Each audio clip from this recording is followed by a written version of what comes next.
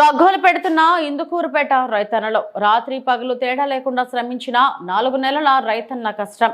పండించిన పంట చేతికొచ్చిన దిక్కుతోచని స్థితిలో రైతులు. పండించిన పంటకు సరైన గిట్టుబాటు ధర లేకపోవడం, నేటికి రైతు భరోసా కేంద్రాలు ప్రారంభం కాకపోవడం, చేతికొచ్చిన పంట కళ్ళాల్లో ఆరిపోస్తున్న రైతులు, ఆకాశంలో మబ్బులు కమ్ముతుంటే పండించిన వరి పంటను ఎక్కడ భద్రపరచాలో తెలియని పరిస్థితులు.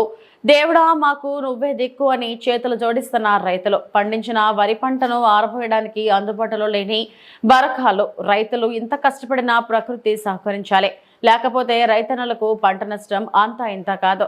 సంబంధిత అధికారులు స్పందించి వెంటనే ధాన్యం కొనుగోలు కేంద్రాలు ప్రారంభించి రైతన్నలను ఆదుకోవాలని తెలిపిన ఇందుకూరుపేట రైతన్నలు.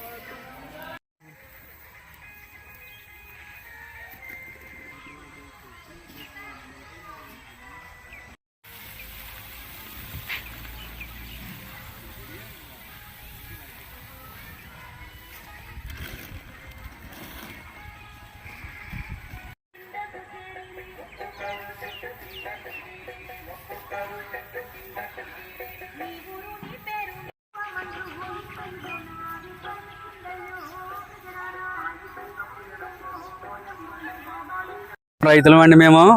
మా రంపచోడవరం నియోజకవర్గం, సీతారామరాజు జిల్లా. మాది ఇందుకూరుపేట గ్రామం. మేము ఇందుకూరుపేట గ్రామం రైతులమండి. మాకు ధాన్యం కొనే నాదుడు లేడు ఇక్కడ.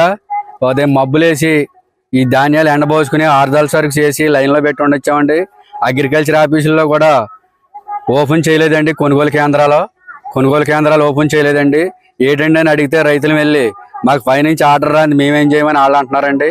ఈ బోకర్లేమో పోయిన సంవత్సరం, గత సంవత్సరం ఏమో పచ్చిధాన్యం 1650 కొనేవారు, ఇప్పుడేమో 1450 అంటున్నారండి.